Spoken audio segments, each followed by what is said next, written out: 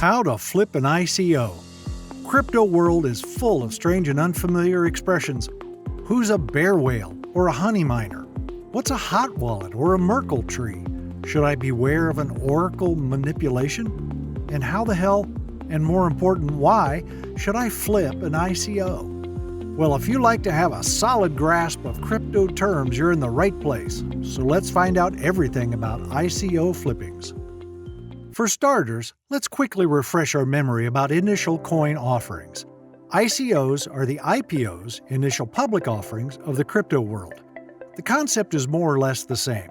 When a company or a project feels the need to raise funds from public investors, it goes to an exchange and sells something to the public. On traditional exchanges, that would be shares in the form of stocks.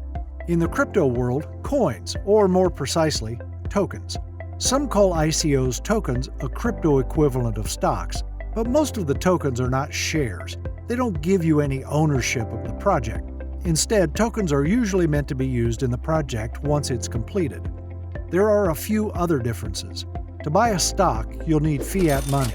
To buy a coin, you usually need another cryptocurrency such as Bitcoin or Ether. To launch an IPO, a company has to meet the requirements of exchanges and security commissions. Therefore, only solid, well-established companies with a significant income could afford going public. ICO can be launched simply on a website. All you need is a bright idea, a good plan, and enough money for a promo campaign and exchange fees. IPOs are for investors. ICOs for both investors and supporters. That opens the way for startups and means that ICOs can be considered as a form of crowd sale rather than a way of restructuring or selling equity. How an ICO works. One does not simply offer new tokens on an exchange. There has to be a white paper that explains in detail the goals and terms of the project, its financial needs and plans, rules of token distribution, and so forth. Then there should be an attractive, informative, and secure website with a roadmap of the project and team presentation. And last but not least, an effective promo campaign to raise interest in the project and therefore attract potential investors and supporters. When all those boxes are checked, the project can start an ICO by selling tokens. If necessary funds are not raised, money should go back to investors. If goals are achieved, a token should be listed on exchanges if that wasn't already done. And what about investors? They also have some work to do. First of all, they have to look for an original and promising project. Then they have to evaluate the startup's team and thoroughly read the white paper. If everything looks reliable and achievable, then it's time to get ready for an ICO. How? Read through the purchase procedure, open a crypto wallet, join the exchange if needed, and buy yourself a bunch of freshly minted tokens. Why should I invest in an ICO? If the project is successful, the price of the tokens can go high, and I mean really high compared to the initial price. Of course, that's a risky investment, as 2018 has clearly shown us. But those who bought Ethereum, IOTA, or NEO during their initial coin offerings are not likely to regret their decision. Meanwhile, financial reasons are not the only ones to attract funds into crypto projects.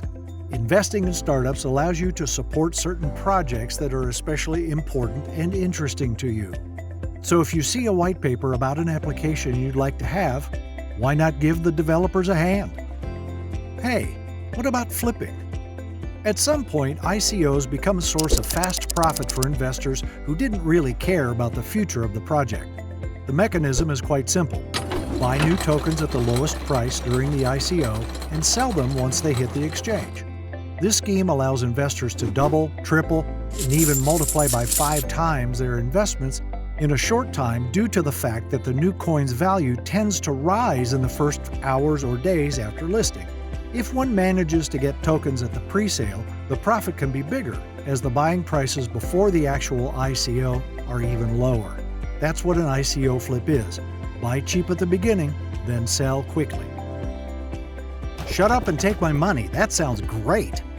Wait, slow down a bit. ICO flipping is more of a game than an investment. And as in every game, someone has to lose. Why? With ICOs, there are no guarantees. Certain ICOs are pure fraud. They take your money and disappear.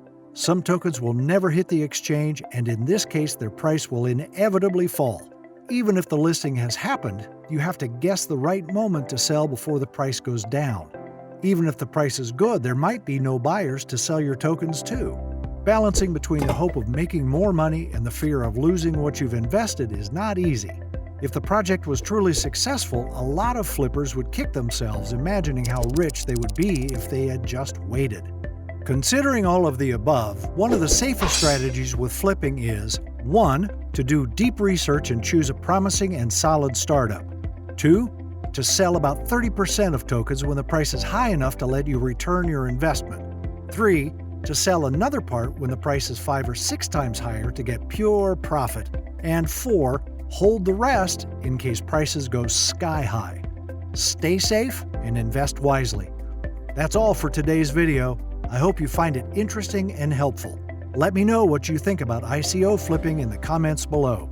Thanks for watching, and remember to subscribe so you don't miss any of our new videos.